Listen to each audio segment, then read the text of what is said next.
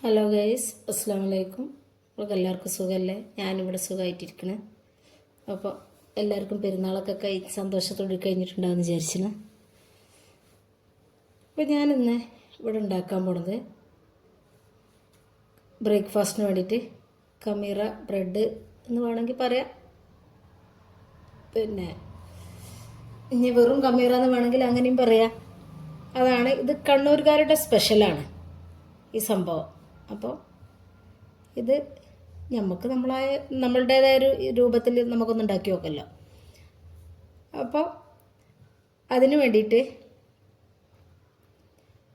ഞാനിവിടെ ആദ്യം ഒരു 3/4 ടീസ്പൂണ് ഈസ്റ്റ്, 2 ടീസ്പൂൺ പഞ്ചസാര, ഒരു ഇളം ചൂടുള്ള ഒരു 1/2 കപ്പ് പാല്. ചൂട് കൂടാൻ പാടില്ല. എന്നിട്ട് ഈസ്റ്റ് ഒന്ന് ഇളക്കിയിട്ട് അതൊന്ന് ആക്റ്റീവ് ആകാൻ വേണ്ടിയിട്ട് ഒരു 10 മിനിറ്റ് നേരം വെച്ചെടുക്കുക. അപ്പോൾ ഞാനൊരു 10 മിനിറ്റ് ഒന്നും വെച്ചിട്ടില്ല. ഞാൻ പെട്ടെന്ന് തന്നെ മൈദപ്പൊടി അതിലേക്ക് ഇട്ടിട്ട് ഇളക്കി കൊടുക്കുക. അതെനിക്ക് ഇത് ശരിക്ക് വിശ്വാസമുള്ളതുകൊണ്ട് കേട്ടോ ഞാൻ പെട്ടെന്ന് തന്നെ ആക്കിയിട്ടെടുത്തത്. അപ്പോൾ ചില ഇൻസ്റ്റൻറ്റും ഉണ്ടാവും, മറ്റതും ഉണ്ടാവും. അപ്പോൾ നിങ്ങളെ കയ്യിലുള്ളതിനനുസരിച്ച് എങ്ങനെ വെച്ചാൽ വെച്ച് കൊടുക്കുക. അങ്ങനെ പിന്നെ അതിലേക്ക് 2 കപ്പ് മൈദ ഇട്ട് കൊടുത്ത് 250 ml മെഷറിംഗ് കപ്പിലാണ്. പിന്നെ അതേപോലെ 2 ടീസ്പൂണ് പാൽപ്പൊടി 1/4 കപ്പ് വരെ ചേർത്ത് കൊടുക്കട്ടോ. ഞാൻ എൻ്റെ അടുത്തുള്ളത് ഗൾഫിൻ്റെ പാൽപ്പൊടി ആയതുകൊണ്ട് 2 ടീസ്പൂൺ ഇട്ട് കൊടുത്തതാണ്. പിന്നെ അതിലേക്ക് പാകത്തിന് ഉപ്പിട്ട് കൊടുക്കുക. അപ്പോൾ 2 കപ്പ് മൈദക്ക് 1/4 ടീസ്പൂൺ പാൽപ്പൊടി എന്നുള്ളതാണ് ഇതിൻ്റെ കണക്ക്. 1/2 കപ്പ് പാലും, പിന്നെ പഞ്ചസാര കുറക്കേണ്ടവർക്ക് കുറക്കുക, കൂട്ടേണ്ടവർക്ക് കൂട്ടുക. ഒന്നും കൂടി മധുരം വേണമെന്നുണ്ടെങ്കിൽ കുറച്ചും കൂടി ചേർത്ത് കൊടുക്കുക, കുറക്കണം എന്നുണ്ടെങ്കിൽ കുറച്ചും കൊടുക്കുക. പിന്നെ ഇതിലേക്ക് ഏലക്ക പൊടിച്ചിട്ടാണ് ഇട്ട് കൊടുക്കേണ്ടത്. പഞ്ചസാരയുടെ കൂടെ പൊടിച്ച് ചേർക്കണേ. അങ്ങനെ ഇപ്പോൾ ഞാൻ അതിൻ്റെ ഒന്ന് ചതച്ചിട്ട് അതിൻ്റെ കുരു മാത്രം ഇട്ട് കൊടുക്കുകയാണ്. അതുകൊണ്ടാണ് ഇങ്ങനെ കറുപ്പ് കളറായിട്ട് കാണുന്നത്. പൊടിച്ചതുള്ളവർ അങ്ങനെ ഇട്ട് കൊടുക്കുക, ഇല്ലെങ്കിൽ പഞ്ചസാര കൂട്ടി പൊടിച്ച് കണ്ട് അങ്ങനെയും ചേർത്ത് കൊടുക്കുക. അപ്പോൾ ഞാനിത് ഇവിടെ ഈ 2 കപ്പ് മൈദ ഈ 1/2 കപ്പ് പാലിൽ തന്നെയാണ് കുഴച്ചെടുത്തത്. അഥവാ നിങ്ങൾക്ക് ഇതിൽ വെള്ളം കമ്മിയായിട്ട് ഓരോരോ പൊടിക്ക് അനുസരിച്ചിരിക്കുമല്ലോ, കുറവായിട്ട് തോന്നുകയാണ് എന്നുണ്ടെങ്കിൽ കുറച്ച് പാല് കയ്യിലുണ്ടെങ്കിൽ കുറച്ച് പാല് ചേർത്ത് കൊടുക്കുക, ഇല്ലെങ്കിൽ 1 ടീസ്പൂൺ 2 ടീസ്പൂണോ വെള്ളം ചേർത്ത് കൊടുക്കുക. ഞാനിതിലൊന്നും ചേർത്തിട്ടില്ല. ഞാൻ ആ പാല് വെച്ചിട്ടാണ് ഇത് കുഴച്ചെടുത്തത്. ഇത് നല്ലതുപോലെ കുഴച്ചെടുക്കണം, നമ്മളൊരു സ്റ്റിക്കി പരുവത്തിലായിട്ട്. പിന്നെ അതിലേക്ക് കുറച്ച് ഓയിൽ തൂവി കൊടുത്തിട്ട് ഒരു കൂടുതൽ സമയം 1 മണിക്കൂർ വെക്കണമെങ്കിൽ അങ്ങനെ വെക്കാം. ഞാൻ 35 മിനിറ്റ് വെച്ചിട്ടുള്ളൂ. വെച്ചിട്ട് പരത്തിയെടുത്തേക്കാണ്. പിന്നെ അതിലേക്ക് ആവശ്യമുള്ളത് ഒരു മുട്ടയാണ് കേട്ടോ. ഒരു മുട്ടയൊന്നും വേണ്ട ആവശ്യം, ഒരു മുട്ടല്ലാതെ നമുക്ക് പൊട്ടിച്ചെടുക്കാൻ പറ്റില്ലല്ലോ. ഒന്ന് ബ്രഷ് ചെയ്ത് കൊടുക്കാനാണ്. പിന്നെ ഞാൻ ഒരു 35 മിനിറ്റ് കഴിഞ്ഞ പാടെ അതെടുത്തിട്ട് പിന്നെ പരത്തുകയാണ്. അപ്പോൾ ഞാനിത് 3 ബോൾസ് ആക്കിയിട്ട്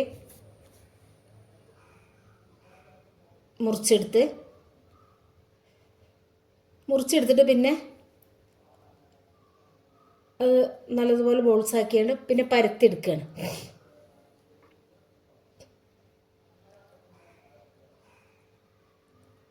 അപ്പോൾ 1 മണിക്കൂർ 1.5 മണിക്കൂറൊക്കെ ഇപ്പോൾ തണുപ്പ് കാലമല്ലേ, കൂടുതൽ വെക്കേണ്ടവർക്ക് കൂടുതൽ വെക്കട്ടോ. പിന്നെ അതിലേക്ക് ഞാൻ എടുത്തിട്ടുള്ളത് കുറച്ച് കറുത്ത എള്ളും കുറച്ച് വെളുത്ത എള്ളുമാണ്. ഇത് നിങ്ങളെ കയ്യിൽ കറുത്ത എള്ള് മാത്രമേ ഉള്ളൂന്നുണ്ടെങ്കിൽ കറുത്ത എള്ള് എടുക്കുക. പിന്നെ വെളുത്ത എള്ള ഉള്ളതെന്നുണ്ടെങ്കിൽ നമ്മളെ കയ്യിലുള്ളത് ഏതാച്ചാൽ വെച്ചെടുക്കുക. പിന്നെ നല്ലതുപോലെ മൈദ എടുത്ത് പരത്തി കഴിഞ്ഞതിന് ശേഷം പിന്നെ ആ കോഴിമുട്ടൻ്റെ ഇത് എടുത്തിട്ട് ഒരു ബ്രഷ് ചെയ്തെടുക്കുക മേലെ. ഇങ്ങോട്ട് പിന്നെ അതിൻ്റെ മേലേക്ക് ഈ എള്ള് ഇങ്ങനെ വിതറി കൊടുക്കുക. അപ്പോൾ ഇത് പോവുമെന്നുള്ളൊരു പേടി നിങ്ങൾക്ക് ഉണ്ടാവും. പക്ഷെ പോവൊന്നുമില്ല കേട്ടോ. എണ്ണയിൽ കണ്ടിടുമ്പോൾ അങ്ങനെ പോവുമെന്നുള്ളത്. പിന്നെ നമ്മൾ ഇത് ഓരോരോ ചെറിയ പൂരി പോലത്തെ ബോൾസ് ആക്കിയിട്ടാണെന്നുണ്ടെങ്കിൽ അങ്ങനെയും പരത്തിയിട്ട് കൊടുക്കുക. പക്ഷെ ഞാനിതിങ്ങനെ പരത്തിയിട്ട് ഇങ്ങനെ കട്ട് ചെയ്തിട്ടാണ് ഞാനിത് പൊരിച്ചെടുക്കുന്നത്. ഇങ്ങനെ ഈ ഒരു ഷേപ്പ് ആക്കിയിട്ട് അപ്പം ഞാൻ ഓരോരുത്തരുടെ അളവിന് വലുപ്പത്തിനനുസരിച്ചൊക്കെ ചെയ്തെടുക്കുക.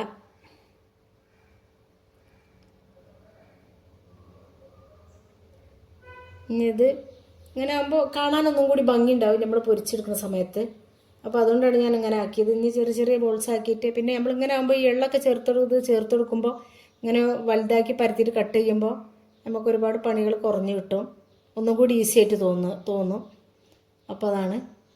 അപ്പോൾ അങ്ങനെ ഞാൻ ഓരോന്നായിട്ട് കട്ട് ചെയ്ത് പ്ലേറ്റിലേക്ക് മാറ്റി. പിടിക്കൊന്നുമില്ല കേട്ടോ. അപ്പം നമ്മൾ ഒരു 2 ചപ്പാത്തിൻ്റെ കനത്തിലാണ് ഇത്. പൂരിനേക്കാളും ഒന്നും കൂടി കട്ടി കൂടുതൽ വേണം. നമ്മൾ 2 ചപ്പാത്തി കട്ടിക്ക് വെച്ചാൽ അത് ഇങ്ങനെ എത്ര കട്ടി ഉണ്ടാവും. അപ്പോൾ കുറച്ചൊരു കട്ടി വേണം. അപ്പോളിത് പൊരിച്ച് വരുമ്പോൾ ഒരു ഭംഗി ഉണ്ടാവുള്ളൂ. ശരിക്ക് പൊള്ളിയിട്ടും വരിക. പിന്നെ ഇത് ചിക്കൻ മുളകിട്ടതിൻ്റെ കൂടെയും തേങ്ങ അരച്ച അതിൻ്റെ കൂടെയും ബീഫാണെന്നുണ്ടെങ്കിൽ ബീഫിൻ്റെ കൂടെയും വരട്ടിൻ്റെ കൂടെയും പിന്നെ കറി ആക്കിയിട്ട് ആണെങ്കിൽ എങ്ങനെ അതിൻ്റെ കൂടെ കഴിക്കാൻ നല്ല ടേസ്റ്റാണ്. എനിക്ക് തോന്നിയിട്ടുള്ളത് ബീഫും ഇതും കൂടിയാണ് നല്ല കോംബോ എന്നുള്ളത്. അപ്പോൾ ശരിക്ക് അത് ഒന്ന് മുറിച്ച് വെച്ച് പിന്നെ രണ്ടാമത്തെ ഞാൻ ഇതേപോലെ പരത്തിയിട്ട് ശരിക്ക് ഈ മുട്ട ഇതിൽ തേച്ച് കൊടുക്കണം. അപ്പോൾ ഈ കറുപ്പ് കാണുന്നത് ഞാൻ ഫസ്റ്റ് ഏലക്കൻ്റെ കുരു ഇട്ടതാണ് കേട്ടോ.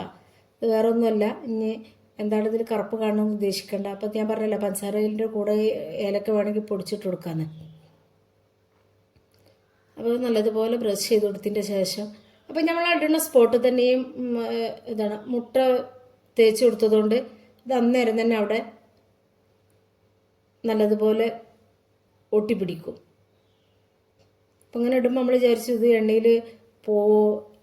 എണ്ണയിൽ കണ്ടോ എണ്ണ കേടായി പോവോ ചീത്തായി പോവോ എന്നുള്ളതൊക്കെ. പക്ഷെ അങ്ങനെയൊന്നുമില്ല കേട്ടോ. ശരിക്ക് നല്ലതുപോലെ നോക്കി കട്ട് ചെയ്ത് ഓരോരുത്തരുടെ അളവും പാകമൊക്കെ എത്രയാണെന്ന് ഉദ്ദേശിച്ചാൽ അതിനനുസരിച്ച് ആക്കിയിട്ട് ഇട്ട് കൊടുക്കുക.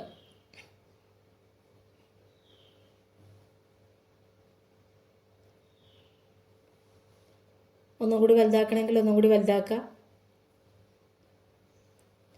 പിന്നെ ഞാൻ സൺഫ്ലവർ ഓയിലാണ് ഒഴിച്ചെടുക്കുന്നത്. അത് ഒഴിച്ചിട്ട് അതിലിട്ടിട്ടാണ് ഞാനിത് പൊരിച്ചെടുക്കുന്നത്.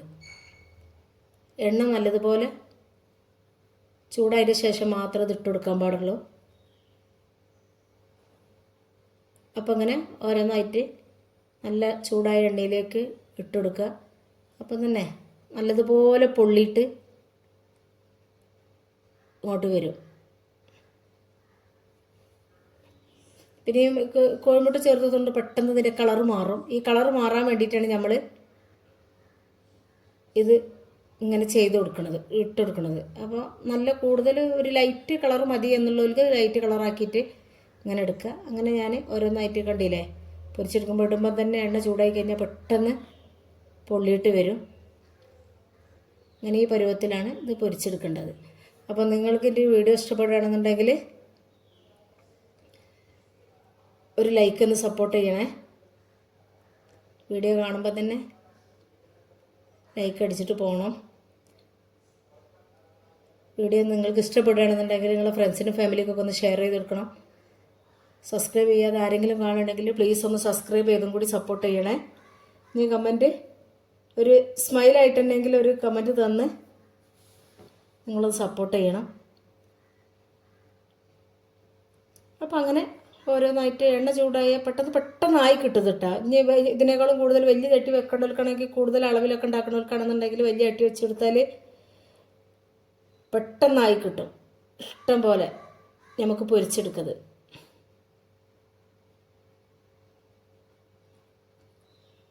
നല്ല ടേസ്റ്റ് ഉണ്ടായിരുന്നു കേട്ടോ ഇത് കഴിക്കാൻ.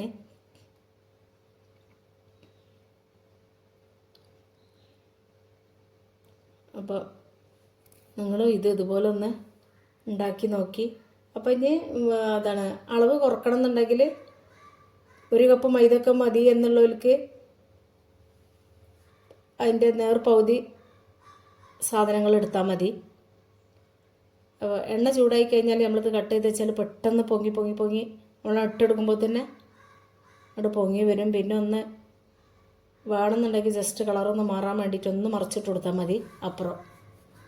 പക്ഷേ വെള്ളമൊന്നും അതിൻ്റെ കൈവന്ന് പോയിട്ടില്ല എന്നുള്ളത് ഇപ്പോൾ നമുക്ക് വീഡിയോ കാണുമ്പോൾ തന്നെ മനസ്സിലായിട്ടുണ്ടാവുമെന്ന് വിചാരിക്കണേ.